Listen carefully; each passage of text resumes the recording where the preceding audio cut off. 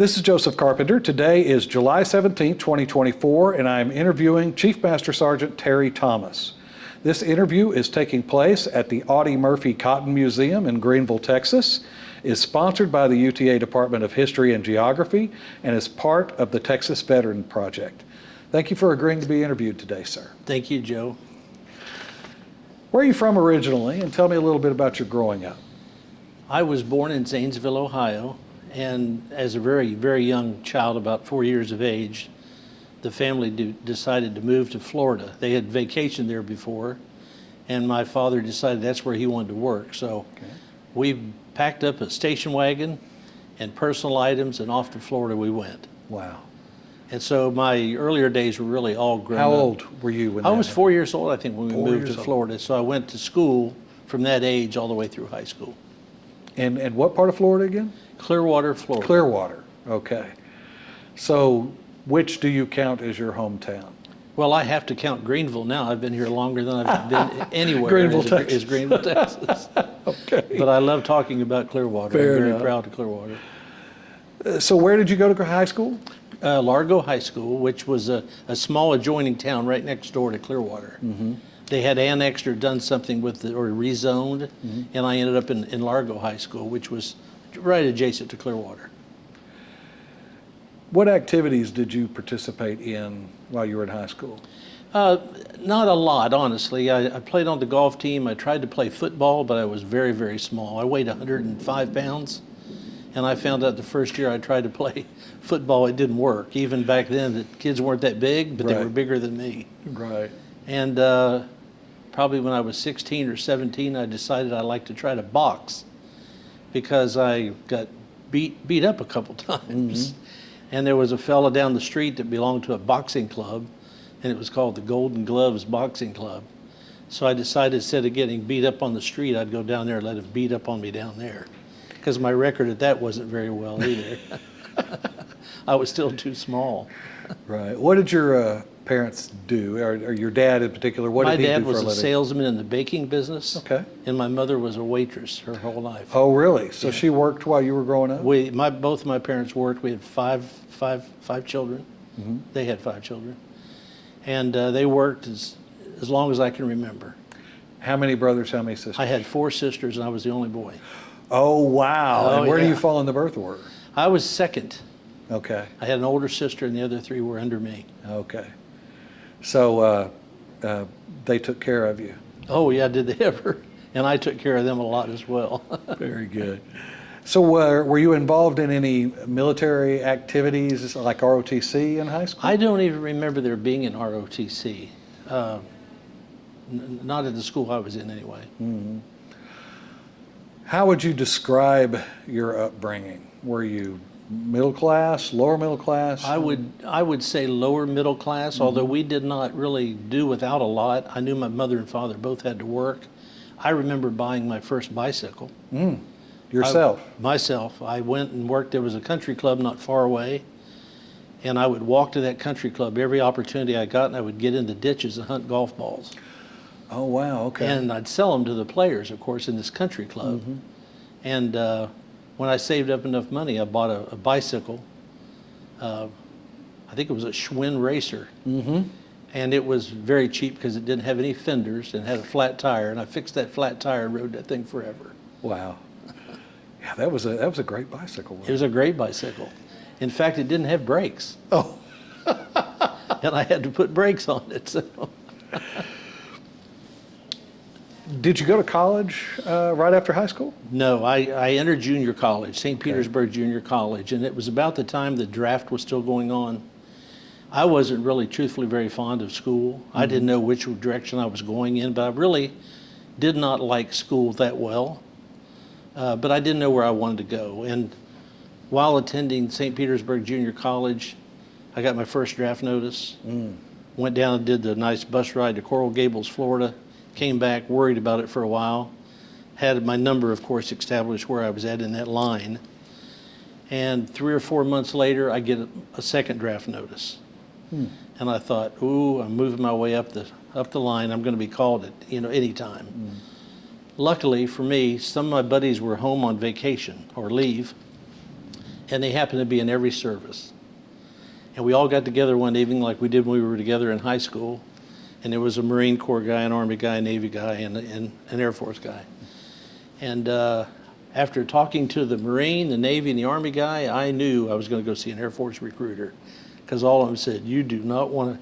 The Navy guy, as a matter of fact, said, I've been out to sea 6 months. Mm-hmm. He said, I've never went 6 months without a beer. Wow. And the Marine guy said, they treat us just like dogs. It's terrible. And the Air Force guy was very complimentary. He said, my God, I'm going to school.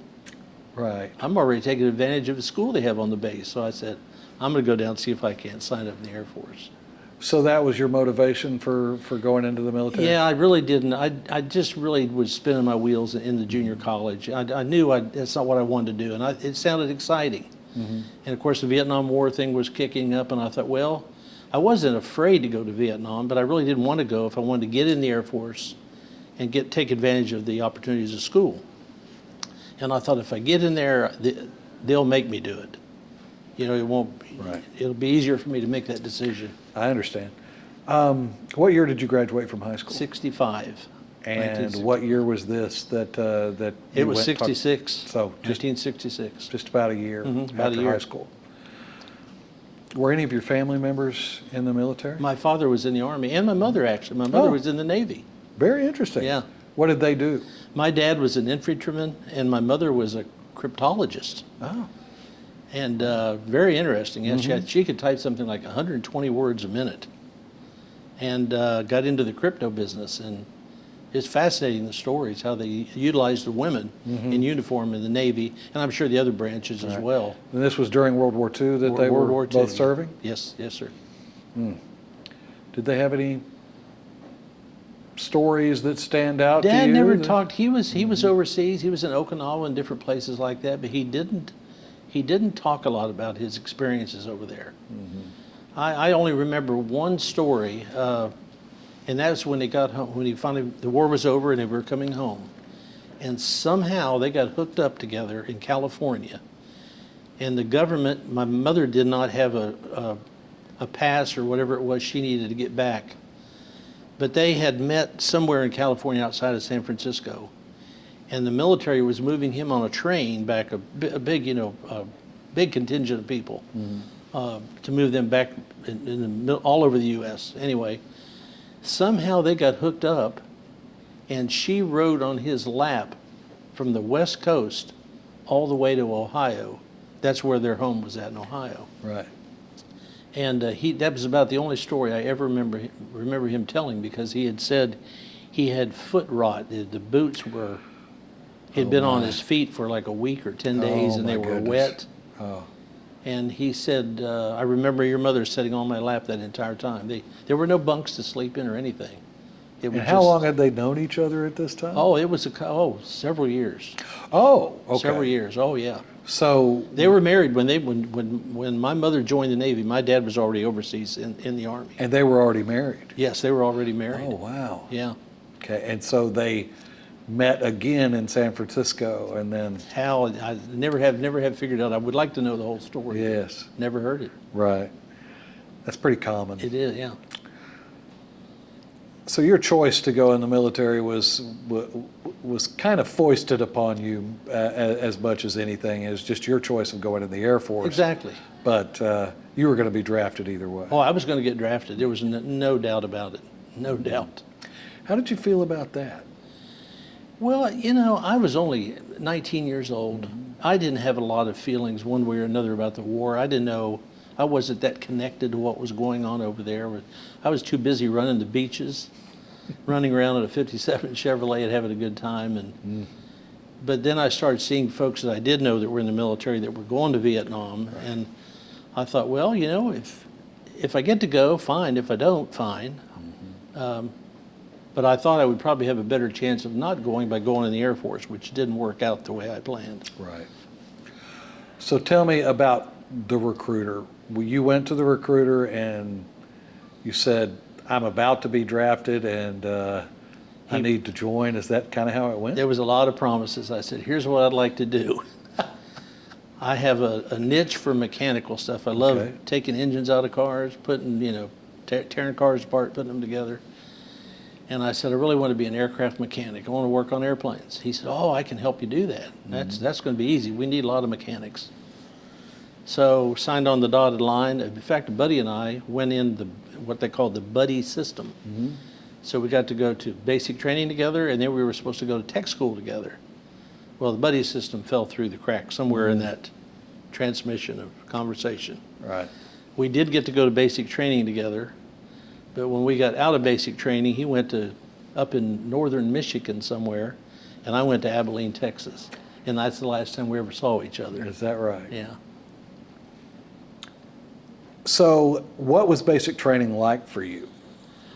It was difficult because, for I think any young person that goes into the military, regardless of the branch, they're not used to that kind of discipline. They got people yelling at you, they're in your face, but there's a purpose for that. And once I think, you have to make up your mind that you're not going to win the battle with them. You better, stand up, be tall, take the beating, let it get through it, and move on. And that's all you have to do. But it was a little trying at times. But it was only like 8 weeks long, so it wasn't some extended amount of time. You can stay on your head for 8 weeks. So you knew you were going to be a mechanic. Well, I had hoped, Okay. but they came to the dormitory that there was I want to say there were 60 people in the dormitory. And again, with the Vietnam thing being such a big deal, when they came with the orders, there were people that had put in for they had been promised mechanical fields, air traffic controllers, people who wanted to be in communications, and all different varying fields. 55 out of the 60 got put in rescue/fire protection. Wow. We really? all were stunned. We were just looking at each other like, are you kidding? And of course, when I was in basic training, there was no scoring. You just had to get through basic training. Right. Now, how they did the aptitude test when you first went in, if they graded it that way, I don't know, but it's still today hard for me to believe that 55 people all came out pretty close to the same. And it really only made sense is that's where they needed us. Right. That's And the so- fine print in your Exactly. enlistment documents that basically say the needs of the Air Force come first. That's Okay. exactly right. So where did you go for training after basic? I went direct duty to Oh, you did? Abilene, direct duty, on the job training, and there was no technical school, anything like that, straight through. So what was that like for you? It was. I was disappointed because it's not what I wanted to do, I guess. But I knew again, I had sworn for the 4 years, and I was going to make the best of it. And I thought, if I could get myself accustomed to that lifestyle and that job. After 4 years, maybe they'll let me transfer into another AFSC, Right. Air Force Specialty Code. Sure. And of course, I had to spend that 4 years in that field. They wouldn't let. In the middle, I did try in the middle of that tour, the 4 years, to go into another field, but the fields were full. And so I kept knocking on the door, but there was no answer. Right. So how did you feel about the career field? Obviously, you wanted to get out of it, but were you just looking for something better, or did you feel like it was that bad? Well, it wasn't the most popular thing to be in rescue, Yes. and there was a lot of danger involved. I think I was more disappointed in the Air Force, not trying to help get into something I knew they needed. I came home on leave, and I talked to another recruiter, a different recruiter, and he says, we're dying to get aircraft mechanics. And so I had came back from Southeast Asia, and it was kind of funny because I returned to a base called Richards Gebaur. It was outside of Kansas City, Missouri. In the middle of winter, I left Southeast Asia in January and went straight into Kansas, right outside Kansas City, Missouri, and freezing cold. And after being in the Southeast Asia, it was just like, oh my goodness, night and day. And went home on vacation or leave, talked to that recruiter, and he says, golly, we need aircraft mechanics bad. And I said, well, I'm up at Richards Gebauer, and I want to do whatever I got to do to get aircraft mechanics. That's what I want to do. Mm-hmm. Not long after, well, when I arrived at Richards Gebauer, I see all these jets taking off, surging. And I didn't know what the term surge meant at the time. Mm-hmm. And they were all in formation, going out left and right, going just like crazy. And I go up to personnel and I'm signing in. The guy said, I don't know why they sent you here. This base is closing. All the jets you just saw. I said, what? All these jets fly like that every day? He goes, oh no, they're leaving. They're going to another base. Wow. And I'm going, what, now what? And so within 2 weeks, I had only been there like 4 months. 2 weeks after I had arrived, I get orders back to Southeast Asia. 2 weeks? 2 weeks. Oh my. I had met a young lady, Mm-hmm. and after being over in Southeast Asia 13 months, it was nice to get back to the U.S. and see I understand. American women and Uh-huh. what have you. And anyway, we had a nice relationship going, and she was in the Air Force. Okay. And I kept trying again through the system to try to get aircraft mechanics. I couldn't do it. Mm. Talked to this recruiter, and he said, you get out, and you got to bear with me. He said, I think I can get you, he said, I didn't think, I can get you back in the aircraft maintenance career field with a bonus and a base of choice. Wow. And he stuck to his word. I went ahead and said, I'm done, because I was almost at my 4-year period. Mm-hmm. Went back to Clearwater, Florida. She got an assignment at MacDill Air Force Base in Tampa because I was going back to my home source. Sure. And 11 months later, he called me on the phone and said, are you ready? And I said, yeah, I'm ready. And he said, now you're going to lose time and grade, but you're not going to lose your rank. And I had made staff sergeant pretty quickly. Wow. Okay. Pretty quickly. Yeah. And so off I went to Chanute, Illinois to go to aircraft jet over to engine maintenance school. Right. And got an assignment to Charleston Air Force Base, South Carolina, with the airplane I wanted, the C-141. That's the one you wanted. So that's what I wanted, exactly what I wanted. It was the newest transport plane. Right. Flew all around the world. That was my goal, was just to fly, go wherever you can go, you Right. know. And Well, let's back up a little bit Yeah. if we can. How long were you at Dias that first time around? I was there 18 months. And during that time, you were training in fire rescue. Mm-hmm. And talk about that training a little bit. What was that like? Oh, it was from the bottom up. You know, they had a lot of seasoned people that had been in the career field a long time. So they had aircraft that were in like a burn field. Mm-hmm. And you would go out there practicing getting dummies out of airplanes. We'd set them on fire with JP4 or JP8. Right. And come in with the trucks and whatever, put them out, try to get the dummies out of the airplanes. And I didn't like structural. I didn't want to be a fireman. Uh-huh. I said I want to be in the rescue part of it. Okay. And so I actually enjoyed that part of it. It was exciting. Mm-hmm. And I didn't mind that, but there were some really good people that trained me how not to get hurt, basically, was a big deal. Yes. Because you can get hurt very quickly in a situation like that. But that's about the time I got orders to go to Southeast Asia. Okay. So. And that was about 67? 68. 68. Mm-hmm. Really at the height.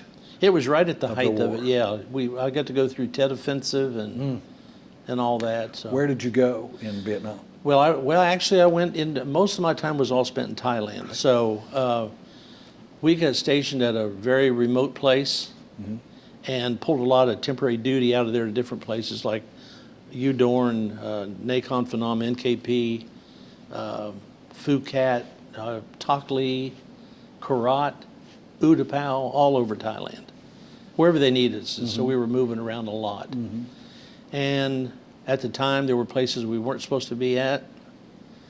There were a lot of other people there too. Right. And people know that now, of course. Of course. Yes. But that year went very, very quickly. It was, but, you know, and not to return back to not to get off that subject, but I knew when I got back to the U.S., I didn't want to go back and do that again. Yes. Because looking forward, there was nowhere to go from there. And the chances of going over there and being in rescue twice, there was a darn good chance something was going to happen. Sure. Okay. But I tell you, I always thought the whole time I was over there, the people that really, really, really sacrificed and had a hard time were those infantrymen, the Marine Corps, the guys in the ground. I had to go out a couple nights and spend the night in the jungle, and I had somebody with me. But there is nothing more fearing than a 19-year-old kid being out in the middle of nowhere, Right. and wondering what's around you at night, and all you can hear. You didn't sleep. Right. I can guarantee you that. And essentially your life experience was Clearwater, Florida, and Abilene, Texas. Yeah. And I'm far thinking, afield from the jungle of yeah. Southeast Asia. And I'm thinking about these guys that do this every day. And after you get on the base, you think, this is a piece of cake. We had it so much better Yes. than the Army and the Marine Corps guys, and even the Navy. If you count the Navy being offshore, that wasn't the best duty in the world either. Right. But So you came back and you got out and you went back in and went to Chanute for your training. Tell me about that training. I loved it. I couldn't wait. It was in the middle of winter, but I was so excited to finally get my hands on an airplane. And we went to B-52 school. Okay. But I'll tell you, the assignment process was still kind of a mess, because you'd think if they sent you to but at the time they didn't have like a place dedicated to 141s. Okay. It was a jet over 2 engines, so the basics, it was like going to an A&P school using the B-52 as your training I see. apparatus. Right. So you would think that a lot of people that went to that school would go right to B-52 bases. But luckily, this guy held to his promise. He said, I'm going to get you the 141, and got me to Charleston. But I loved it. The training they were very hard on you. We had to march to school. And the hangar that we went to where the B-52 was in, a couple of them, and the classrooms, it was so freezing cold from the barracks. It was definitely in the zeros with chill factors, 15, 20 below zero. And you march in all these bunny boots and face masks and ear protectors and gloves, but I enjoyed it because it's finally what I wanted to do. Finally got the training that I've been asking for. So it was kind of exciting. Both of your training situations in fire rescue and your training for aircraft mechanic, did you feel prepared when you finally went to your new job in both of those situations? I did. Actually, I did. You felt like the training was... Even in the rescue part of it, there's a lot of things you can't duplicate in some cases, but you can get pretty close. But obviously, because of the danger in the rescue part of it, there's some things you can't set up the same way. But yeah, the training was very adequate. A lot of it hands-on, but it was a lot of people behind it that were really good at what they did and shared their experiences and things like that made it pretty easy. So how long were you in Charleston? We were in Charleston for 3 years, almost 3 years. And it was kind of funny. They were talking about bringing the C-5 Galaxy at the time into Charleston from Dover Air Force Base. And I had to go to leadership school at Dover Air Force Base. And I saw that C-5 and I said, as much as I love that 141, golly, I hope this rumor turns out true that they're going to bring those to Charleston. And they did.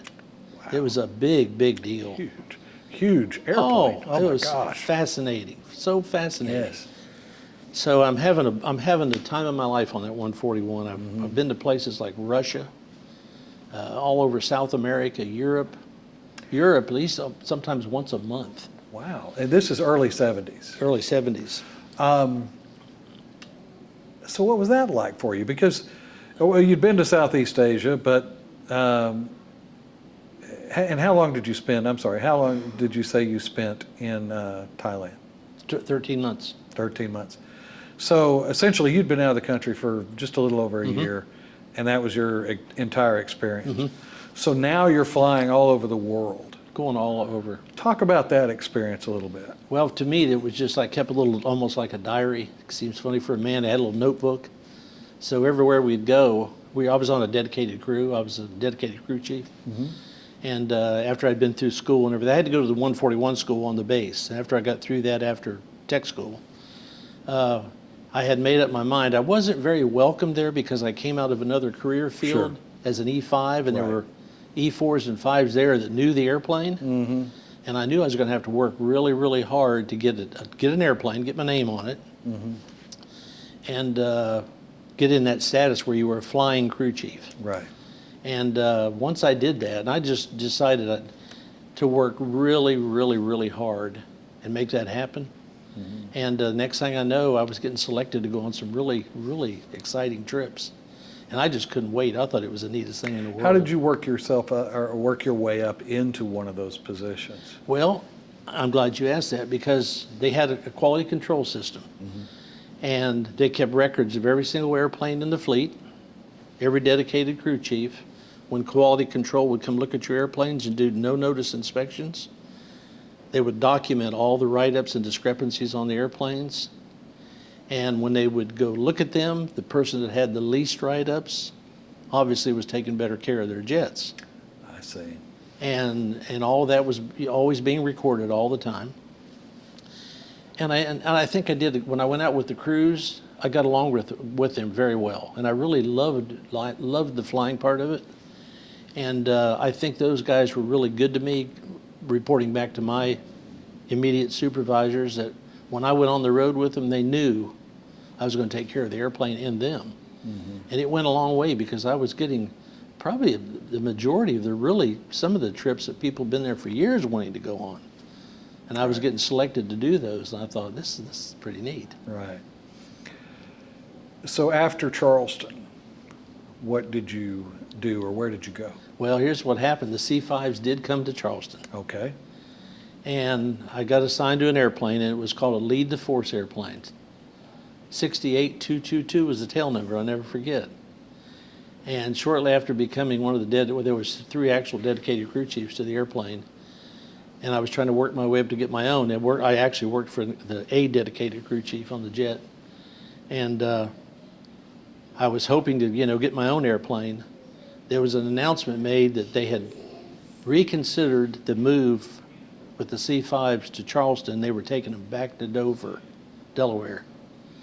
And I went, I don't want to go to Dover, Delaware. I had been to leadership school there, and I did not want to go back to Dover, Delaware. And it was cold up there as well.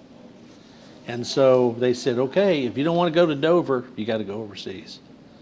And I said, I'm just going to take my chance and go overseas. So I signed up, of course, for Hawaii and different places like that. And not knowing still at that age, they never give you the choice that you want.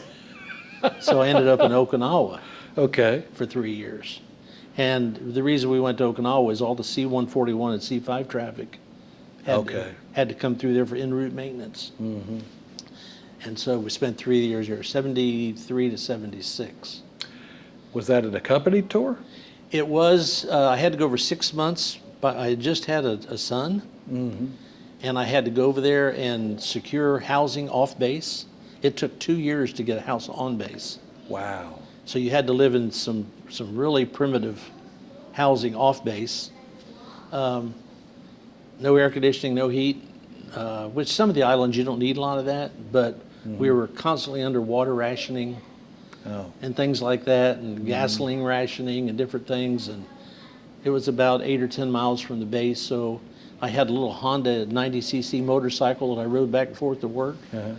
And it was fun. It was kind of exciting, being off in a territory you'd never been before. But I was kind of glad to get off Okinawa. Right.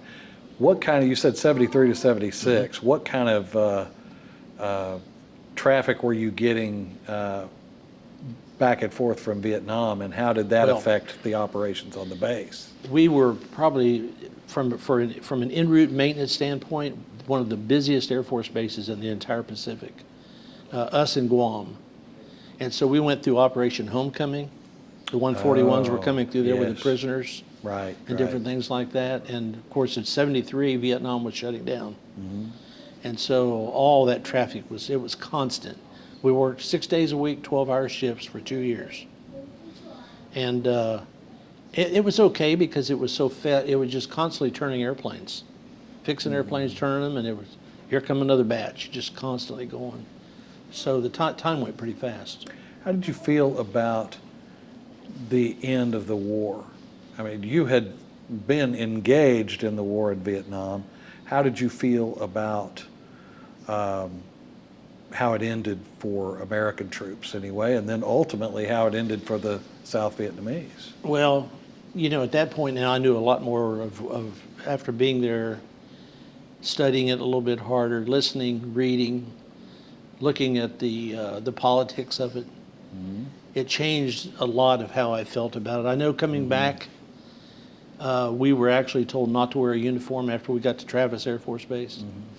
When we were going to get transportation, government or otherwise, out of California to get back home, you were actually cautioned to be careful. There were a lot of activity right outside the base, people that resented the war. Right. I still, at that point in my life then, thought we were doing a noble thing. Okay. I really did.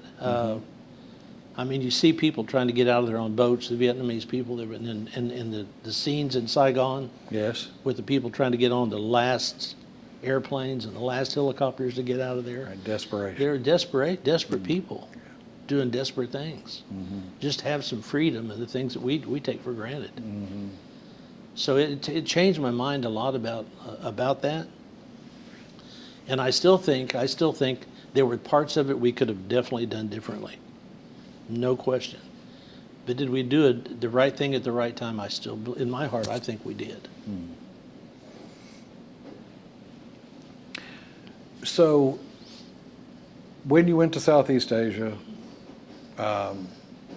when you went to Okinawa, did you receive any sort of cultural training or language training to help you with that transition? Not at all.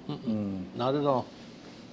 Was it a challenging transition for you dealing with the different cultures in Thailand and in? It was a tad. I think the thing in a situation like for me like that, and my father always used to say, you're a lot better off when you listen and don't talk, and gather as much information as you can. You learn quickly. Yes. Because if you want to go somewhere or do something and you're not, in a military environment, you're going to find out pretty fast. You better figure out how to speak the lingo or, yes, whatever it takes. What experiences did you have during this early part of your career that really stand out in your mind? Well, something happened in Okinawa that was really transforming. I worked for a guy named Chief Pete Holton. I can't remember a name from yesterday, but I can remember certain people that far back. And I was there about a year and a half, 2 years, and Chief Holton said, I would like for you to work for me in quality control. Deficiency analysis, it was called. Okay. And he said, it's a career step in the aircraft maintenance field. But he said, first I want to know, what do you want to do? You've been a staff sergeant for how long? And I was always missing that E6 by like this. Right. But I wasn't studying. I just enjoyed working on airplanes. I didn't at point really care.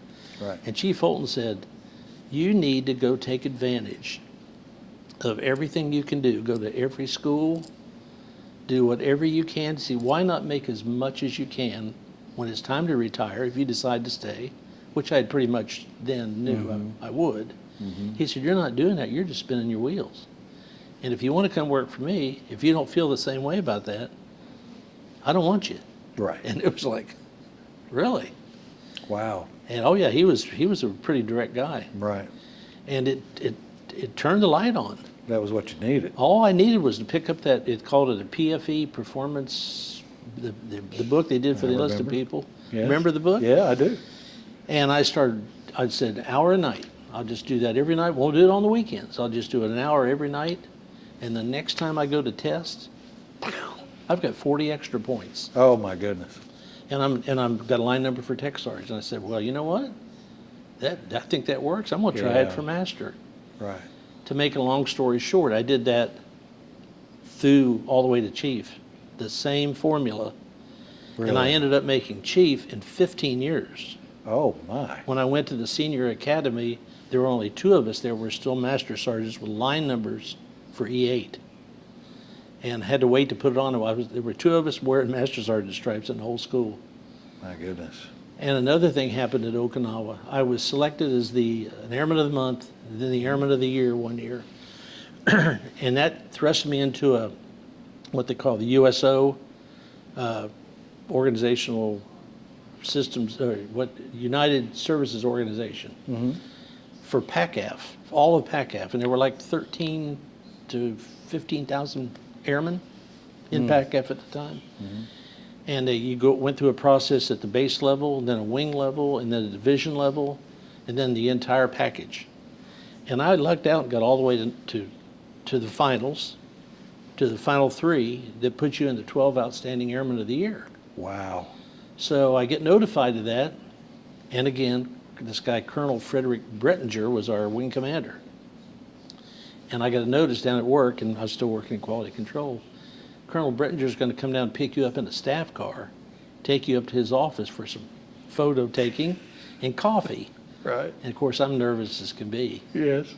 And about the time we're going up the ramp in his staff car, and I'm shaking, never rode around with an 06 in a staff car, here comes this beautiful big white jet.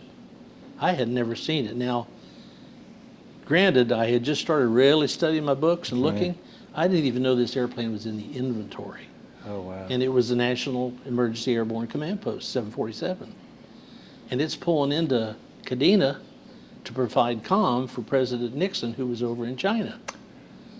See. And Colonel Brettinger said, Terry, that's what you need to be doing, getting on these new platforms. Start putting in for things that are new. You can hang around the 141 C5 if you want to, but would it be cool to be on something brand new like that? And I mean, I'm looking at this thing in awe. United States of America.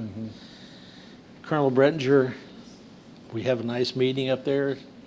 He leaves the base, and I'm waiting on my orders. And I get orders, and I go, Omaha, Nebraska, Offutt Air Force Base. And the first thing came to mind was, thanks a lot, Colonel Brettinger. You sure did me a big favor. Right.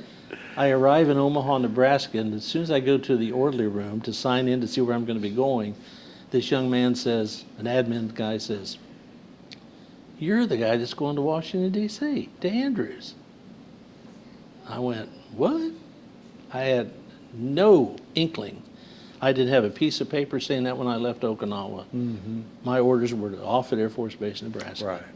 What I didn't know at the time was those 747s were going to be moved from Andrews inland because there was a ballistic missile threat up the East Coast at the time, which was secret. Sure. And they knew they were going to launch missiles into D.C., be the first place they'd hit them. Right. Well, not long after they moved the airplanes to Offutt, they realized it's always a backup for the president, by the way. And so when the president travels, one of those is always with him. And so they realized one of those had to be at Andrews. So we quickly had to mobilize and come up with a way to put an airplane back at Andrews. And we actually set up trailers on a ramp outside not far from base operations, and had operations there 365 days a year with people on alert. And about every week we would swap out crews up there. Constantly, it was constant. And that got my door into my name into there. Yes. And I wasn't off it maybe 3 or 4 months, and they sent me to Andrews, started going 60-day TDY. You had to go no more than 60, or it was a PCS. So I'd go sometimes 59 days, sometimes 30 some days, sometimes 40, but it was just constant back and forth, getting training on the 747. Wow. And then we ended up going back to Andrews and doing a lot of temporary duty out of there. And What rank were you by this time? I had just made, when I got back to Omaha, I had made Tech Sergeant, E6. Okay. Okay. And as soon as I was able to test for master, I tested and got notified I made it. And so I had jumped ahead of some of the people that were already on that program, which wasn't real popular. But it really, it was a stepping stone for me, because when President Reagan was in office, we were flying out of Omaha. Well, most of the time we'd be on alert at Andrews, and we would just follow Air Force One back and forth to March Air Force Base. I see. And stay on alert out there for him. Provide all the comm if you needed there, be there for an emergency if something happened. And so I also spent, it was a neighborhood of 47, I think, presidential support missions all over. And what I found out was really good. I went on the first presidential trip. There's an awful lot of scrutiny, and you're always under a microscope. Really? If you go as an ADVON, advanced party member, you don't have all those restrictions. And I found out real quick that ADVON was the way to go. I see. So I started volunteering for ADVON. And we didn't have a lot of people, so it was pretty easy to get on the ADVON trips, and I like those. Wow.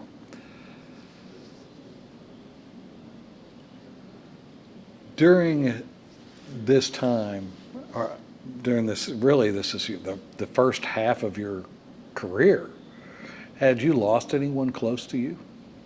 As far as family? Or people, friends, people you served with? A few, yes, absolutely. Absolutely. And how did that affect you? Anything like that, close friends, sure. I had a friend that went to Vietnam, was there a week, and was killed. Wow. And he and his brother and I were very, very close. He was a year and a half older, and he went over there in the Army as a tank guy, and he got shot a week or 8 days, something like that. It was crazy. And that was, of course, tough. And we had an accident while we were at Dyess Air Force Base with a couple guys, and in training, and it was just freak, very, very freak. Got electrocuted. Oh, man. And that wasn't a fun thing to go through. But it puts you, reality comes into play quickly. Right. And of course, in Southeast Asia, I didn't have a lot of direct folks that I knew that were lost, but I knew of the losses every day. We had a fellow at one of our sites that we were there all the time, and you'll have to laugh at this, Joe. I don't know his, I don't remember his name. We nicknamed him Digger. Digger? Digger. He was a mortician in the Army. Okay. And so our little Quonset hut where we meet every night or whatever, we were there, we lived there, we would drink beer there in the afternoons and evenings.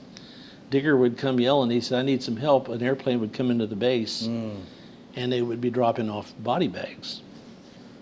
And he had a makeshift Army field refrigeration type units they used.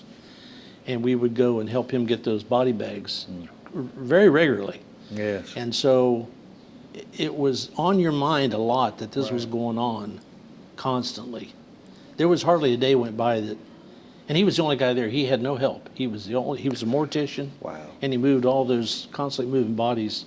Most of the time they were going back to through the Philippines or Guam to the identification stations they had set up there. But when you see that every day, it kind of stays with you. What did you learn from those situations? They're different situations in which you were involved and you lost people. It's one thing to lose a friend in war, but an event such as the one that happened at Dyess is, as you said, it's a freak accident. What do you learn from that? Well, I tell you what I learned. It can happen to anybody at any time. We had a guy that we thought was in pretty good shape, had a heart attack one night and just died. Wow. Now, he was a little overweight. And back in the day, I think everybody smoked. And he was the funniest guy in the world, but you realize that can happen to you at any time. Right. Just like today, and I realized that. But when you're in situations or environments that are a little more prone, that's going to happen. And that accident with the guys getting electrocuted was kind of out of the ordinary, what we would be doing. Yes.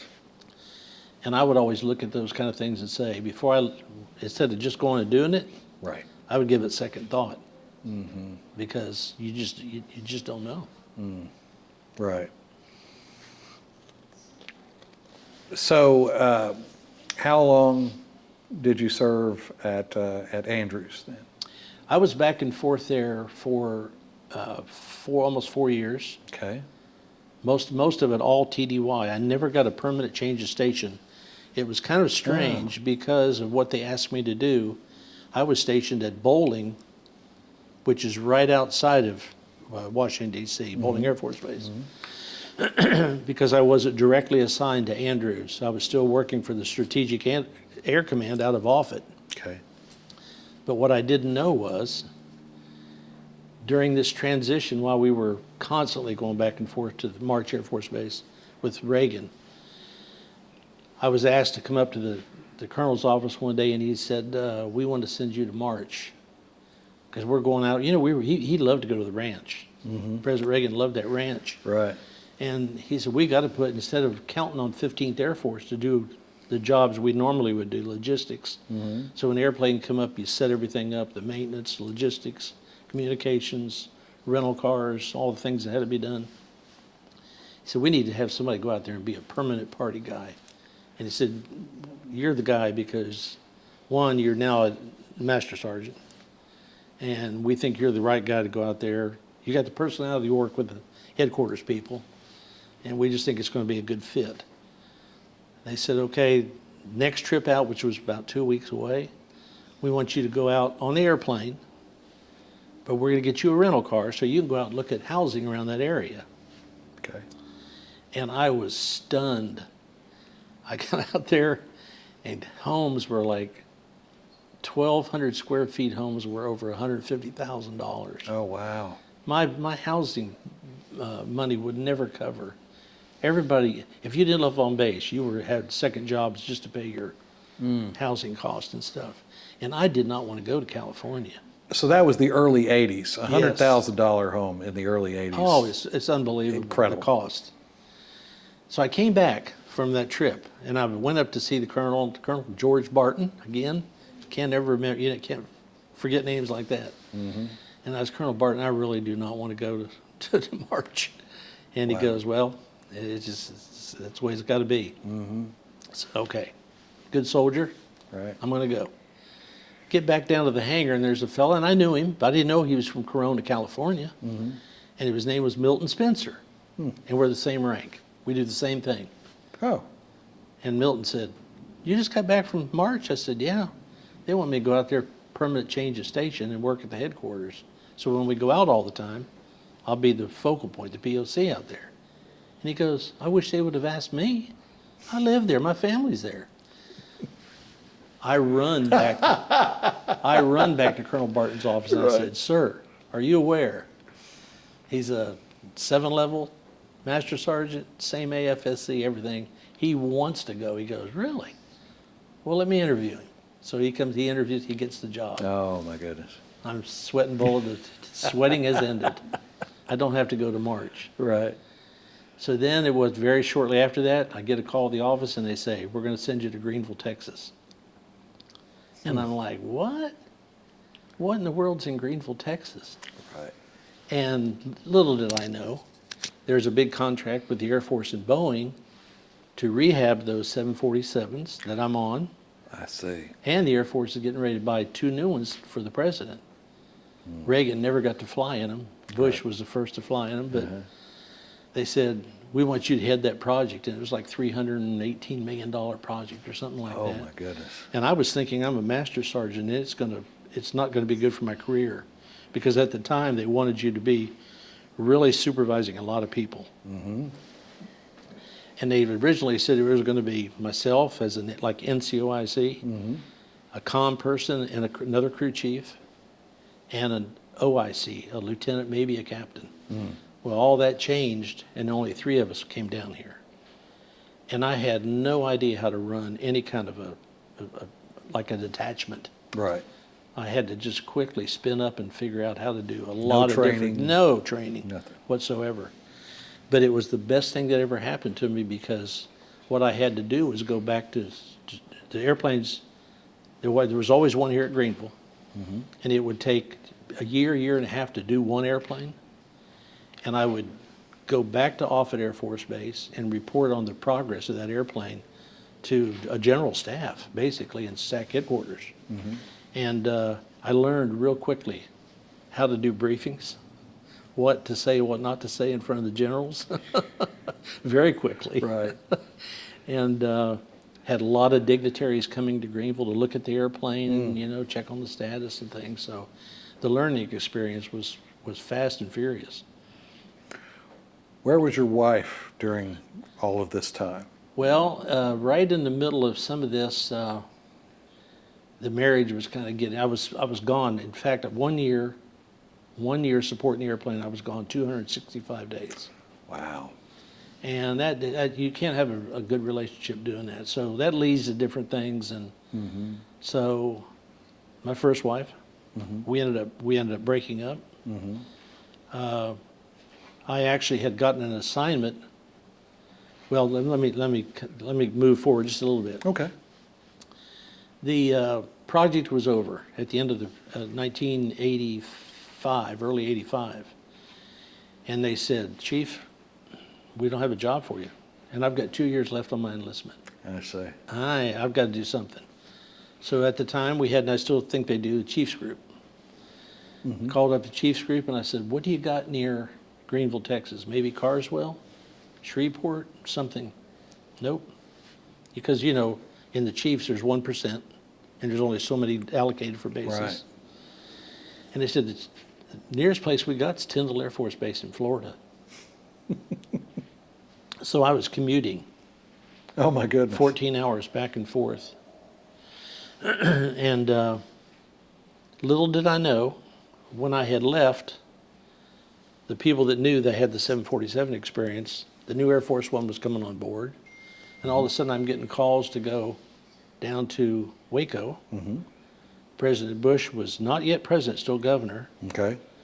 And some weird things were happening. They're like going to the Crawford Ranch and putting in all this comm gear, and they were talking about building a wide body hangar down there. And Really? you watched a wide body hangar be built at Offutt Air Force Base, and you have 747 experience, and we want you to meet up with some of the contractor logistics support people Right. with the Air Force and Boeing. And I thought, strange, you know, that they can see forward, that much forward, and predict. Yes. Maybe just really early planning, they wanted to get it going, but I got tied into that a little bit, which was fun. So I get the project done here, and I go to Tyndall. I'm working for the wing commander. That's another long story there, how I got to be the wing commander's senior list advisor. But he calls me in the office one day and said, you know, there's somebody trying to get you to go to a place called Greenville, Texas. And I said, what, sir? He said, there's going to be a new Air Force One project going on in Greenville. And you're on flying status, you've got the Yankee White clearance for presidential support. You're the walking resume for that job. He said, but you got a problem. You're supposed to be with me for 2 years, and you've only been here a year and a half. And I guess I was looking at him kind of pitiful, and he goes, quit worrying about it. I'm going to help you get that job. You're just jerking your chain a They little were bit. jerking my chain just a little bit, yeah. So I got to come back and work all the presidential aircraft. And they made a slot for me where I was still in flying status as a flight test engineer. Did all the ground and flight testing. When the airplanes were done, I got to fly them back to Andrews. Every variant of airplane, big or small. And some of those were even stationed in Germany. At the time they were C-20A models, Gulfstreams. And so I made several trips back and forth to Germany delivering those. What would they do is go through maintenance here, depot maintenance, and I would take them back and go through the quality control audit process. Right. And deliver them back to the customer. So it was like a dream come true. Does sound like It was unbelievable. like a great job. Yeah, How long did you do that? 4 years. Okay. 4 straight So, years. backing up to we were talking about your first marriage and your wife. We kind of jumped ahead a little bit. There are challenges with that much time away and all of that. It can be difficult on a marriage. What did you learn from that experience? Paying more attention. Yeah. I mean, I was so focused on my job. Honest to goodness, I love that work. Yes. And the bad thing about a company, and it was a great company to work for, I will never say anything derogatory about the old E-Systems or whatever. Mm-hmm. It's like any big corporation. You find a right horse, you put a saddle on it, and you ride it till it just wears out. Yes. Yes. And they'll do that, but they do it for a reason, because they know you're going to get the job done. But I was having so much fun doing it that I neglected a lot of that. Right. The stuff I should have been watching or taking care of, probably. Did you have children by this time? One boy. Okay. And did your former wife, did she stay in the Air Force, or did she? No. Actually, when we moved to Florida, she had decided she really tricked him. She had enough of it, and she just kept bugging him so much they finally said, "See you later." Right. She didn't even spend 2 years. Oh my goodness! Wow. Yeah, and one of the first year, she went to an Army school for photojournalism. Yes. And once you go to a 1-year school, you usually are never going to get out of a 4-year commitment. Right. But I guess they had enough of her, and they said, Oh my goodness. You're done." Wow. From the time that you were a master sergeant through the time that you're a senior master sergeant, what happened? That whole time was spent here during that retrofit program Okay. for the 747s. So you made E8 while you were here, still here in Greenville. and I made chief here while I was in Greenville. Is that right? And so that concern that you had about not having a lot of troops. Yeah, and the promises they made from Offutt and Andrews were that you get us through this program, and you'll get all the endorsements you want. And they were really great endorsements. That's wonderful. Yeah, they were 3 and 4 stars on every APR. Wow. And when I saw that starting, I said, it makes you work a little harder, because you know Yes. you're gonna Sure. get it. At what point did you decide that the Air Force was a career? Oh, definitely. When I finally got into the aircraft maintenance field, when I came back, when I got out for the 11 months, I went back and worked for a company I worked for before I went into the service. Okay. And they were open arms. Come work for us. We love you. We want you back. It was a hard job, and I just couldn't see myself doing it forever. What kind of work was it? It was in a grocery business. Oh, I see. Okay. Yeah. They had put me in training as a produce manager, an assistant store manager. They put me in a meat market. That didn't last very long. If I was still there, I wouldn't have any fingers. But it was just real terrible work, and it was like 6 days a week, and it was hard work. It was good pay and all that, but I didn't want to do it. It wasn't exciting, not at all. Right. So from E7 to E9, you were here in Greenville. Went back to Tyndall, or went to Tyndall, went back to as the Florida. chief, yeah. So I go to Tyndall, and I've never been on a fighter. I was always big jets. Right. So I walk into Tyndall, and I know they're not going to put out a welcome mat for me. Even though I'm a chief, Uh-huh. they had chiefs running all the aircraft maintenance units. And I come walking in needing a job, basically. They said there was a slot there. And so I thought, well, here I go again. I'm going to have to absolutely prove myself. It was F-15 unit. We had Okay.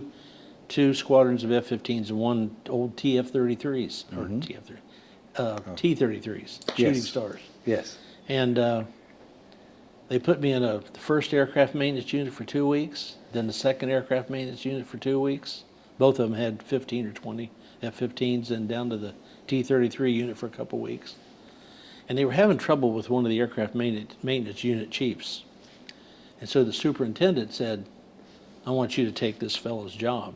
And I said, I'm still going to the F-15 tech school Okay. on the base just to learn the airplane. I'm not going to be a maintenance guy, but I want to know what's going on. Sure. I'm going to be out there eventually signing off exceptional releases on the airplane for it to fly, and I want to know what's going on. And basic airplane wise. And anyway, he said, you're going to learn fast. Well, I didn't. My wife and child stayed here. Okay. And I was living in the barracks. They offered me a room in the barracks, which was great. Didn't have to move off base. So all I had to do was work. If it was 7 days a week, it didn't matter because that's all I had to do. And I wanted to learn the airplane real quick, and I found out a long time before that, you get to know the people, and the people trust you, and you show an interest in them, it's going to make the road a lot smoother. And I really enjoyed it. The F-15 was really cool. Being around a fighter like that was really neat. And I get put in charge of the first AMU with only about 2 months under my belt. And I had 2 lieutenants, myself, and I had a couple of branch chiefs under me, and a couple hundred, 300 people, something like that.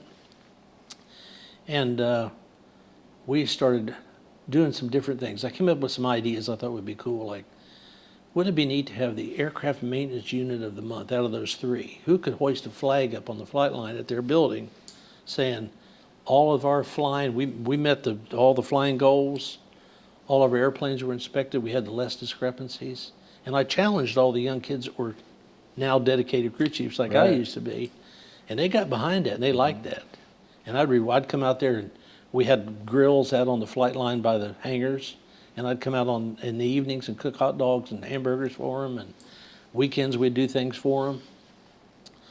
So this is just rocking and rolling along really well for like a year, and I get a call from the commander. He says, the secretary called, Carolyn, says, Chief, the colonel wants to see you. So I go up there, and he says, Terry, we've been watching your work, and I really thought something was not good. You get called up there, it's not good. Right. And he said, I had my name down on the building, Chief Master Sergeant Terry Thomas, Superintendent, AMU #1. And I thought things were just going, and they were going really well. So I'm thinking, wow, I'm going to go get my knuckles slapped for what reason, I don't know. Mm-hmm. He said, I really, really like what you're doing. He said, I'm getting ready to leave here, but I'm getting ready to fire my senior enlisted advisor, and I want you to come up and be the advisor for the entire wing. And I went, oh. He said, now, here's the key. The guy that's coming in, he's the guy that's going to have to say yay or nay. I'm the one that's going to say, that's the guy I think you ought to take, is Terry Thomas. So I hadn't met General Myers yet. Okay. And so he comes in, I'm still down at the first AMU, and they're going to try to make this transition as easy as they can on the guy that they're going to boot out into retirement, actually.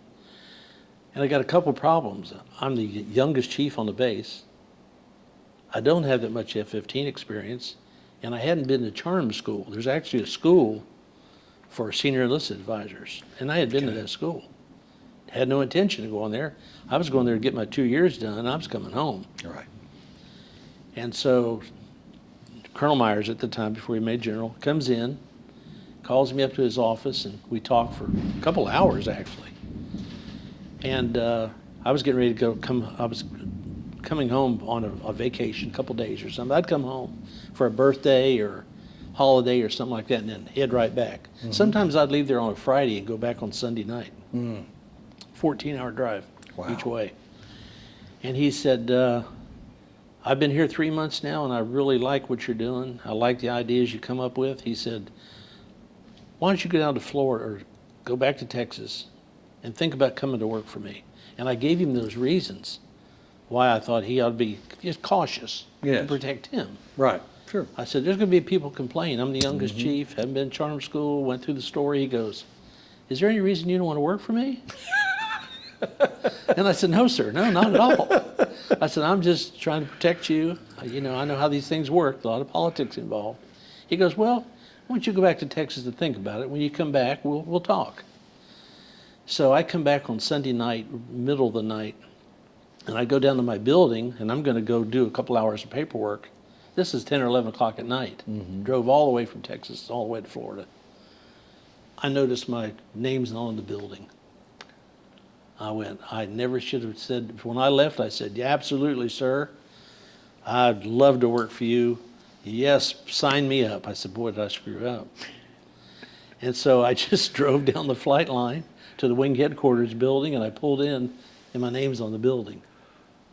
And I'm like, Oh, wow. So I go back to barracks, get a few hours sleep, iron my fatigues up the best I can. Right. I know he's there at 5:30 in the morning. I knew to be there at 5:30. Yes. And I'm waiting in the office here, and he comes smoking in. He's real fast. He goes, everything's real fast. He comes in, he says, "Come on in, Chief." And I go in there, he goes, "How's your vacation?" I said, "It was really great." And he goes, "Did you come by here last night?" I said, "Well, yes, I did, sir." He said, "I thought it'd help you make up your mind." I said, "Well, you scared me to death." And so that started a relationship with who ended up being, by the way, the chairman of the Joint Chiefs of Staff. Yes. I recognize And the you name. recognize the name. Yes, I So do.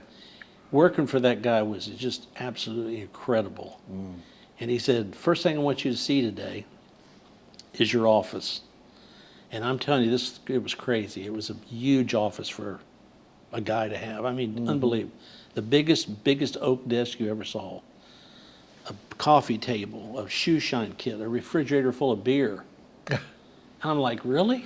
He goes, "It looks good, doesn't it?" I said, "It's outstanding." He said, "Well, you're not going to be in here very often." Right. And he told me what his expectations were. And he said, "But I want he said, there's a message here. Yes. I want people to, when they come up here to either they're getting counsel or they need help or whatever, that I want them to know that these opportunities exist for them Yes. in their career sometime, that you've made it to this level and this is what you can possibly achieve." And it was just unbelievable. And we had so much fun. Really? Oh, 2 or 3 nights a week we had military affairs things all over Panama City. And he would come in my office and he'd say, we always kept extra clothes and a different dress in Right. the office. Had a heck of a cleaning bill. And he'd come in and flip a coin. He'd say, "We've got so-and-so military affairs tonight at the Civic Center." He said, "Call it." I'd say heads or tails, whatever. He'd say, "Ah, you're driving." Or sometimes I'd win and he'd say, "Looks like I'm driving." And Really? we'd go out the main gate, yeah, and the cops would be going, He's driving you. "General's driving the chief. What's the deal with that?" No, we had a ball though, and he just did things. He just had a way of Wow. motivating people. Yeah. Yeah. And I'm sure that the way the path he was on so fast that he was just an automatic winner wherever he went. He was so Yes. popular and such a great leader. I think I used to tell people that if he'd tell you to walk off end of a cliff, you wouldn't even ask why. You just follow him, just walk off the end of it. He's that kind of person. But he was trustworthy. Oh my goodness, yes. Yeah. That's why you'd follow him. Oh, absolutely, yeah. He would come in the evening sometimes. We went to work at 5:30 in the morning. I had to do, I remember him saying, "I don't like the way this guy did the police blotter." So at 5:30 in the morning, between 5 and 5:30, the security police would bring over a police blotter for the evening. Whatever happened on the base or the surrounding areas was in there if they were involved. And he'd say, "I don't have time to read that thing. I don't want to look through that thing. I want you suggest to me what I need to do." He said this guy would hand me this thing in the morning and say, "Here's your police blotter." I said, "Well, wouldn't it be a good idea just for me to highlight in there what's necessary for you to know?" He goes, "Thank you very much." So every morning I'd run in there at between 5:30.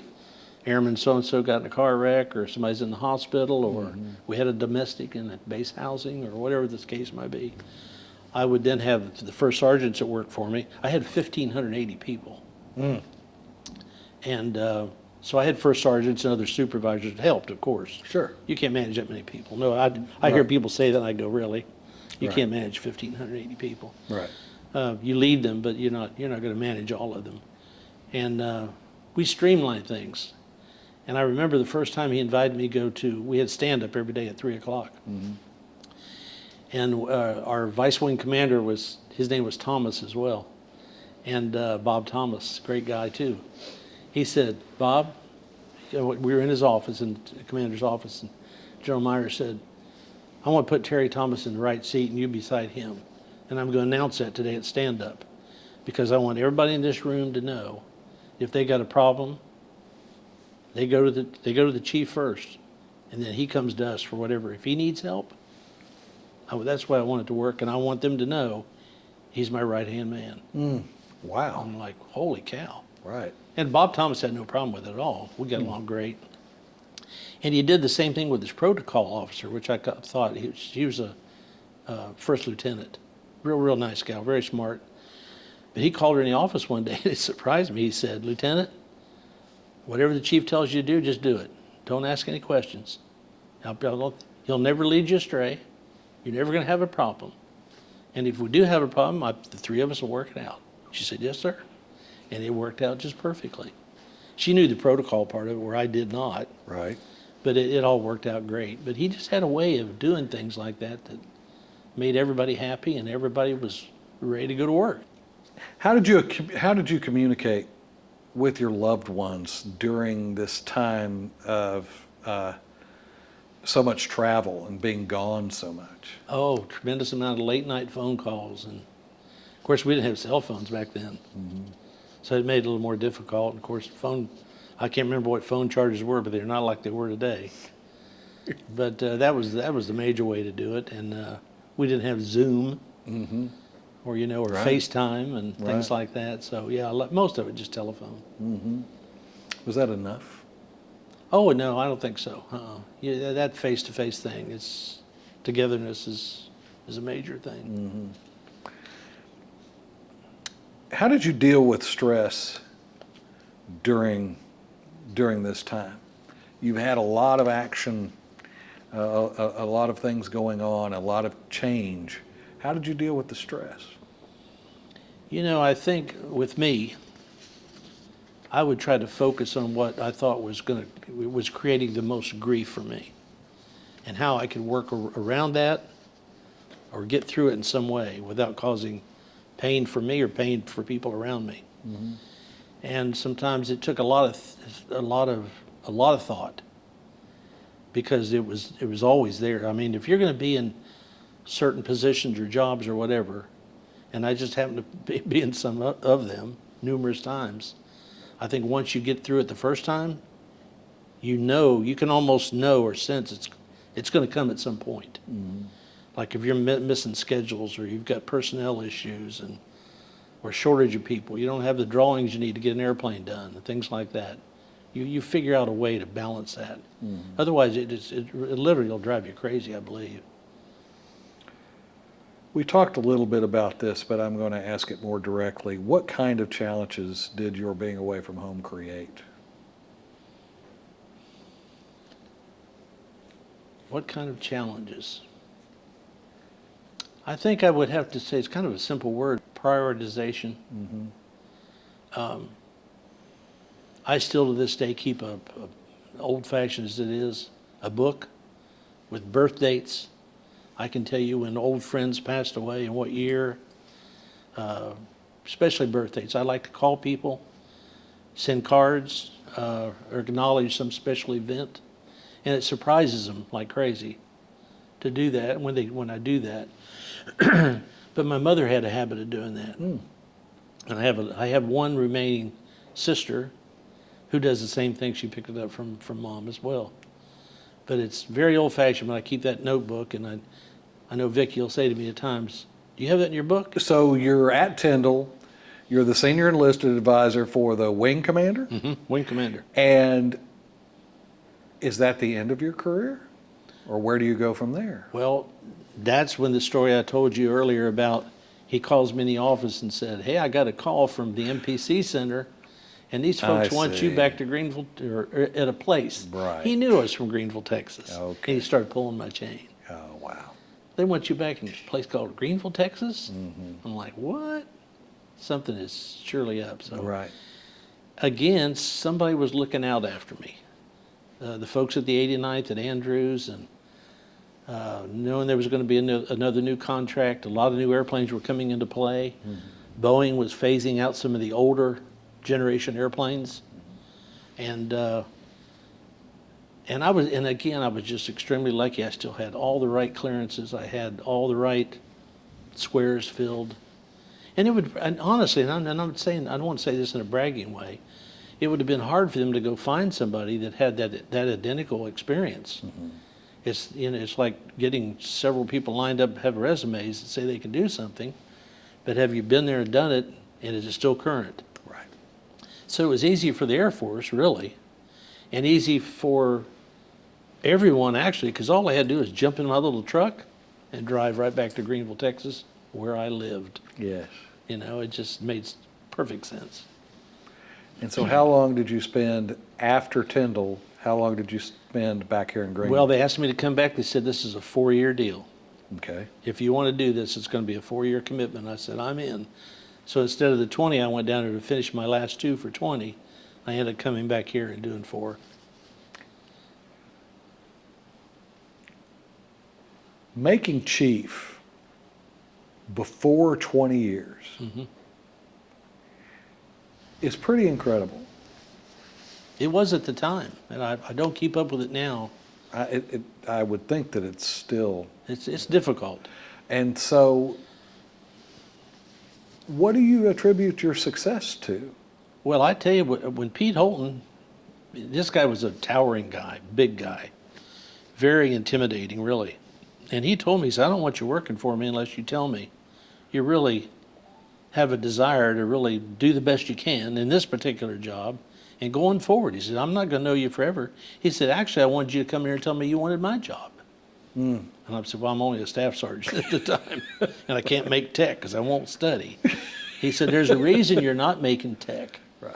And he says, another thing you ought to think about doing, he said, go get an A&P license. We got an AP school through the University of Hawaii right here on base. So I started going to night school trying to get my A&P license. A&P. A&P. And he says, What is A&P? Airframe and propulsion Okay. ticket. And he said, you're just spinning your wheels. You're never, he said, if you want to be a staff sergeant, you can be a staff sergeant at 20 years. But why would you want to do that Right. when there's that much more to offer? And he said, you're going to get more exciting jobs. You're going to get all these different things. And he was so spot on. He knew exactly what he was talking about. So Without that really that changed the speech- trajectory Oh, it was a trajectory changer. Absolutely. of your entire career. Entire career. Just that one conversation. Yeah. And within 6 months of him doing that and putting me on his quality control staff, I make Airman of the Month, Airman of the Year. The USO thing almost fell in my lap. Almost became one of the 12 outstanding airmen of the entire Air Force.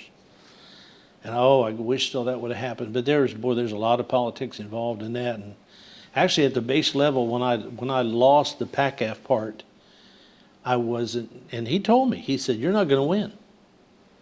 I said, "How do you know that?" He said, "Because you don't have anything on the community involvement part of it." Right. Well, in Okinawa, how do you get involved in the community? But guess what? The guy that won had decided to help with mission work in and around the surrounding areas of the base. I see. Had established himself with the locals, and it was pretty cool what he had done. And that surely was the card I didn't have in the deck. I see. Yeah, so, and I understood it. And today, if you look at that contest, that's what it's all about. It's civic stuff. You'll get to a certain point, but if you don't have that extra, Yes. you're not gonna make it. So when did you leave the Air Force? What year? 1991, And you had been in the Air Force for 24 years. 24 years. Could you have stayed longer? Oh, I could have stayed to 30, but I had made chief at 15, Right. sewed it on at 16. And then we're at a point where the Saudi stuff was starting to really build up. And I had been over there a couple times TDY on trips and things. And the last thing I wanted to go to the desert had no appeal to me whatsoever. Right. And there's no E-10s.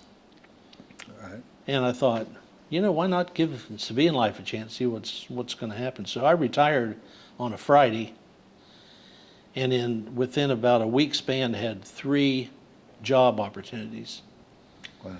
and went to work on a Monday. It was pretty fast. Doing what? Went into production management and program management, and then I ended my career in business development. I spent 17 more years at L3 in the aircraft business, and I decided to retire at 60. And it was one of those jobs where one year I had 3 days off, did that 2 years in a row, and at 60 I said, I just don't want to keep doing this, and I'm at an age where I can really start calling the cards. Sure. I can make the decisions. Yes. It wasn't a money issue. Right. And the fellow that I knew real well owned some hotels. And he said, when we would meet, he was the chairman of all of Best Western. Oh, And he okay. lives over in Sulphur Springs, Texas. He had 2 hotels here in town. And I used to put a lot of the people that came in town into his hotels. Okay. And that's how we got to know each other. And so we would meet every once in a while when he was in town, because he traveled extensively all over the world. And he said, well, I had told him, I said I was getting ready to turn in my resignation. And that weekend I was writing a letter to turn in. He said, what are you going to do? I said, nothing. Nothing. Play more golf. Right. And he goes, would you consider going to work for me? And I said, doing what? He said, a sales marketing position? He said, I've bought 3 new properties nearby, and I'm going to build 3 new hotels. And I need a marketing guy. And I said, well, I'll try it. I said, one thing I don't want to do is disrupt a great friendship, because we've been friends like 15 or 20 years at that point. I see. And I said, I don't know anything about hotels. I have hard trouble spelling hotel. And he said, you don't like it? It's fine, everything will be all right. 11 years later, I'm trying to get out of the hotel business. Right. And so it was a very enjoyable career. That's wonderful. It was really a great people to work for. They're still in the hotel business. And it was a really, really good experience. Good transition. When did you get remarried? Vicki and I have been married, we got married in 2010. Just celebrated our 14th year. Wow. Congratulations. Absolutely. How did that come about? How did you meet? Well, Vicki, she was a career person out at the plant, and we met, she worked in flight operations. Okay. So I was always up in flight operations doing something. And then she decided to move over into a program management area, and we ended up working for the same director. Oh, I see. So I would see her up there in the area. I would sit and talk to her once in a while. Sure. Never dreaming that we were going to end up being dating or something like that. But it all just kind of fell together. What medals or citations have you been awarded that are particularly meaningful to you?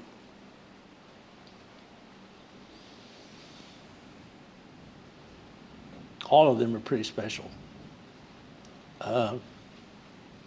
I think the ones that were the hardest to work for, some are in order of precedence or higher Sure. when you look at them on the chest. Yes. But there's a reason for that. But I think the ones that I like, the Defense Meritorious Service Medal, Meritorious Service Medals, Achievement Medals, are things you have to work really, really hard to get. And I got many of those.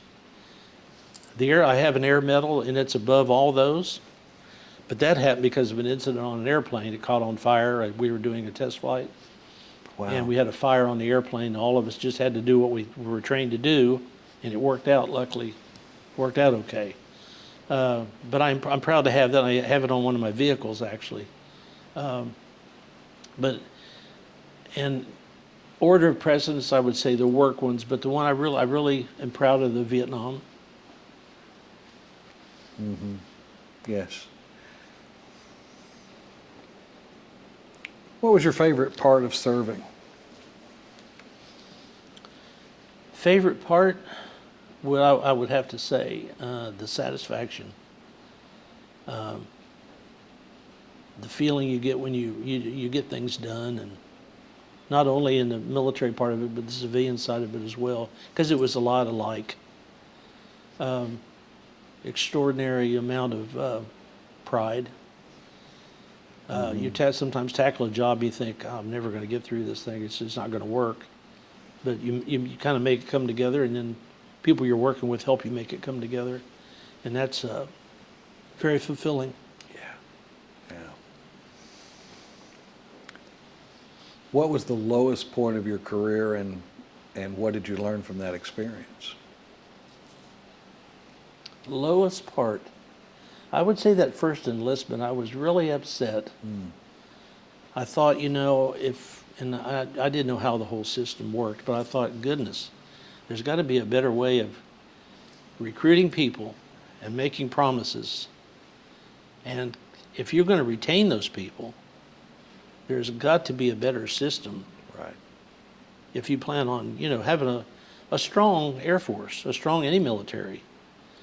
You can't have recruiters going out there promising things that they can't deliver. Knowing when you went off to basic training, you were not going to get what they told you were definitely going to get. Right. Things like that. Right. So that after that 4-year period, when I came back and I thought, well, why in the world do I want to go back to Vietnam after being on the base just a few months? Yes. And why in the world would you send me to a base that's closing? Right. It does, I'm thinking, who's running this place? That was probably a low point, I thought.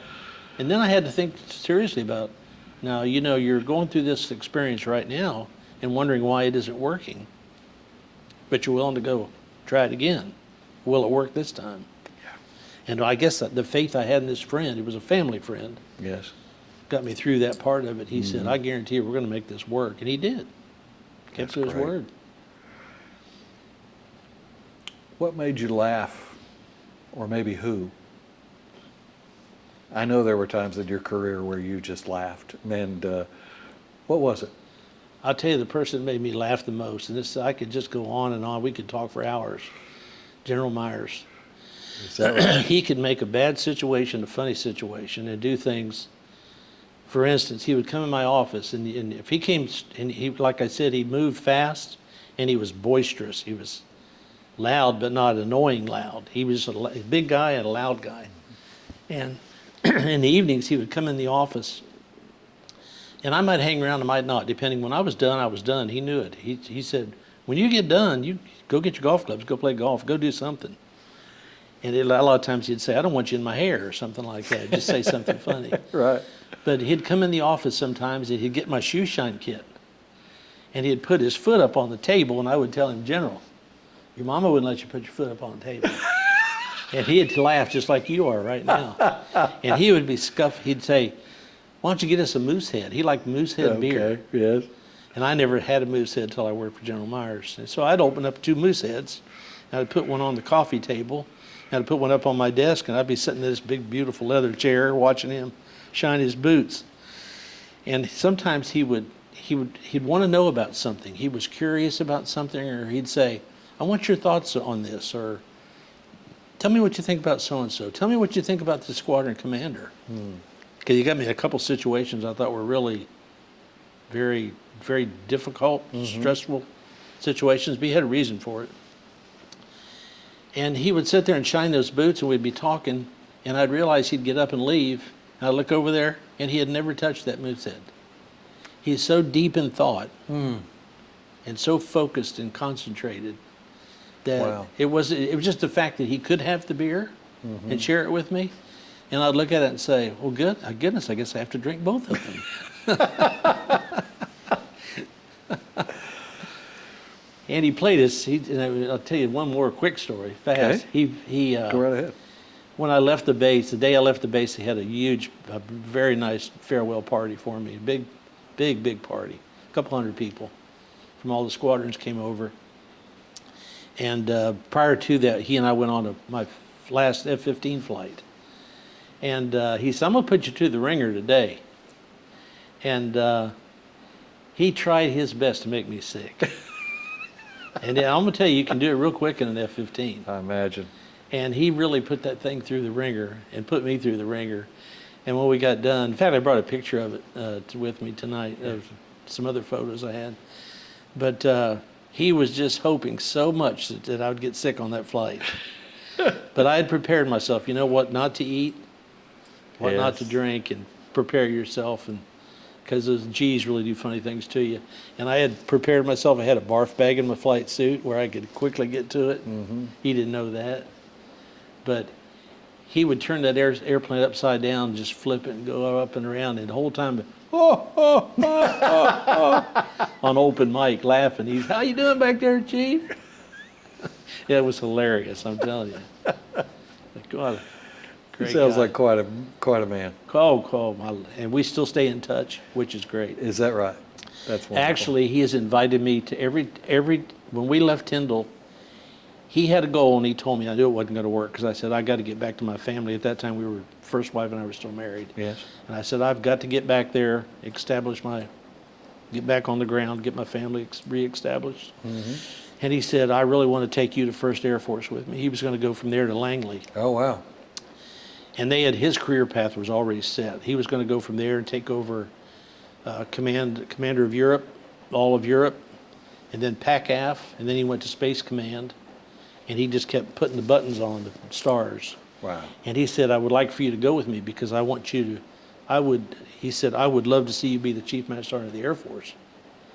And I said, well, I ain't gonna, it's a wonderful thought, but I know if I did that, I know exactly what's going to happen with this. If I knew it today, I might have went ahead and done that Sure. because it happened anyway. Yes. But to get back what I was going to tell you, every time he went to a new assignment, he would give me an invitation. So I went and stayed in General MacArthur's quarters at Yokota Air Base, Japan. Is that right? As his guest, my wife and I. Wow. Flew over there, and when he went to take over Space Command, excuse me, flew out there. So, and when he took over as Vice Chairman of the Joint Chiefs of Staff, he invited me up for that ceremony. And of course, E-Systems was ready to, of course you can go. Right. Yeah, here you That's right. get going. And that was quite an experience to go to his home. He lived on Fort Myer, Virginia, and that's where the Chief of Staff of the Air Force lives. The chairman, the vice chairman, and the chairman of the Joint Chiefs live on Fort Myer. I see. And I went out to his house for a welcoming party, and I met people like Donald Rumsfeld, Condoleezza Rice, General Powell. All were there in one evening, and I'm like, who? My goodness. I'm like a kid in a candy store, you Yeah. know. I'm just looking around saying, how'd I get here? You're just a little enlisted guy from Exactly. Clearwater, Florida. Exactly. And it's really funny. He had bought a brand new Corvette, convertible, and it was in the driveway. And I knew it was his when I parked the rental car, got through security to get on to his house and everything. I saw the Corvette in the driveway, and I knew he was talking about buying a Corvette. And I saw in the window had a 4 stars to get through in and out of the gate. And so when I went up, finally got to him and everything, he says, "Oh, you made it." He gave me a big hug, we're shaking hands. I said, "Hey, Dad, can I borrow the car?" He said, "No." That's very good. Anything today that reminds you of your service? Any sounds or smells or music? Anything like that? Well, when we first sat down and there was a thunderbolt or dropped something on the floor, Oh, that still sets me off when I hear a sound like that, like a gunshot. yes. I made an oath to myself when I left over there. I have never shot a gun. Is that right? Nope. We went out to my friend's house in the hotel business, and he and his nephew, they love guns. He has a huge ranch out in Mount Vernon, several thousand acres out there. Anyway, he bought an AR-15, and we went out on this little 4-wheeler out there to the lake and was going to shoot. And he said, "Here, why don't you go ahead and try it?" I said, "Nope." As close as probably I almost did it, Yes. because I thought they're very, very easy guns to shoot, but I've just never had a desire ever to shoot a gun. That's interesting. Never. That smell, actually the smell of gunpowder, it just doesn't agree with me. Wow.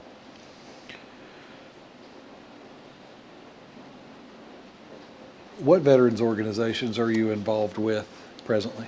Right now, the Air Force Association is my big thing. I spend an enormous amount of time with AFA.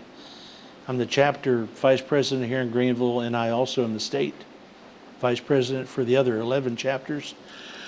So I spend a lot of time with them, and I still have a full-time job, and I'm the mayor pro tem of Greenville as well. Oh, okay. And I'm on city council. Right. So I try to get a little bit involved with the VFW when I can, but I'm afraid to raise my hand too much doing this because I'm just out of time. I'm reminded all the time by Vicki that you got to quit raising your hand saying, "I'll do this, I'll do that."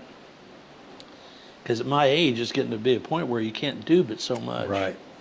Right. And not neglect her and the things she likes to do. Exactly. And we do a lot of cool things together. Yeah. Good.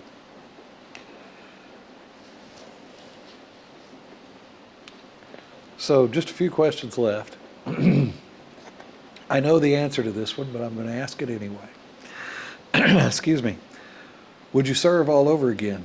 Oh, without a doubt.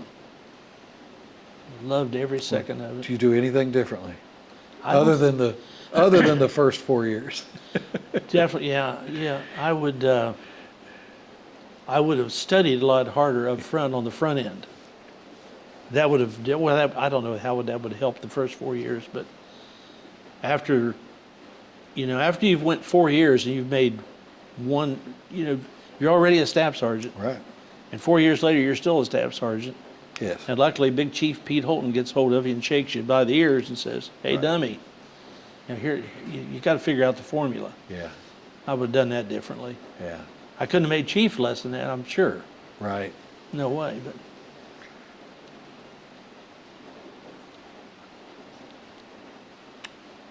What are your plans for the future? Where do you go from here? You mentioned that you're involved in local politics, you're involved in the Air Force Association, and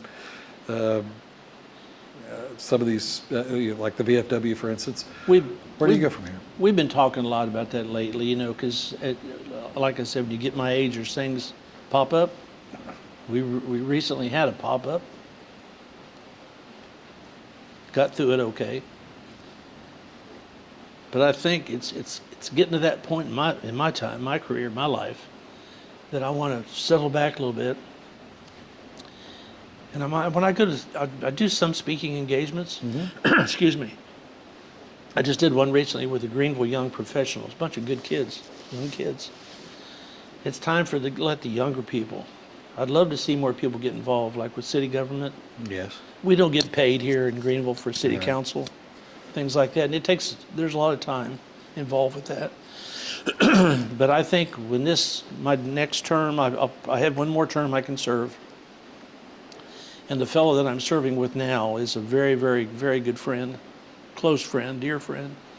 He's a great mayor. He's a super smart guy. He just signed up to be mayor again, ran uncontested. And he and I have a lot of things we want to get done that we've started. Mm-hmm. And I want to get those things. Not only have we got them started, they're rolling, and Greenville's growing like crazy. And I think when that's over, it's time for me to start having some more fun. Her and I having more fun, doing some things we want to do. Such as? More travel. We love traveling. And we already do a good bit. But there's a lot of other things we haven't done, right? I mean, right in the state of Texas. Yes. We just, not too long ago, went for the first time, for me, to the Fort Worth Zoo. Really? And it was an incredible experience. It was great. And she'd been bugging me about that for a couple of years. So yeah, there's a lot to do right here in Texas. Yeah, there is. There really is. Mm-hmm. And if you talked about earlier, the Medal of Honor Museum, just Exactly. literally right up the road. Right up the road. Which is wonderful. So you're right, there's a lot to do. This might be a difficult one, but I'm going to ask it. What impact has the service had on your life? Oh, that's not difficult at all. I credit the service with, I had no idea where I was going. I wasn't a wild child or anything. I never got in trouble or anything like that. But I really had no idea what I wanted to do. And I tell kids today, if you're not sure what you want to do, go sign up and do something and at least get a GI Bill under your belt. Right. But there's so many kids right now, I think they just need some mentorship, some fathers that sit down with them and say, here's give them some thought, give them some ideas. Yes. Because I just think that's what's lacking all over right now in the country. Single moms and kids running loose, doing whatever. I really didn't do all that. Right. But I think that the discipline, I realized immediately when I went in basic training, that these guys aren't kidding around. They're going to kick you in the pants, punch you in the nose, and you're going to be home wondering again why you're going to work at the grocery store the rest of your life. Right. So yeah, I would. That part in my life was very rewarding, and it changed me for sure. They won't kick you in the pants or punch you in the nose literally now. Yeah, now I don't think they can Right. now. They might have. Yeah, back then they Yes, would. they would. Yes. Excuse me. And you may have just answered this question. What advice do you have for young people entering the military today? Excuse me. Give it your all. You know, spend every minute you can making the best of the opportunity. Because it really is an opportunity. Huge. And they might not see that opportunity. The problem is understanding that it is an opportunity. Right. Being able to recognize it. But if they'll do that and just stay on track, at the point they say, okay, I've given you whatever year commitment it is, they'll know whether they want to do that or not, or go do something else. But that discipline is going to make a big difference in their path. Guaranteed. So is there anything you'd like to add to this interview that we haven't discussed yet? I sure can't think of anything. I've sure enjoyed it. I've enjoyed it as well. Thank you so much for agreeing to be interviewed. We really appreciate it. Thank you for your service as well. Thank you, Joe. Thank you.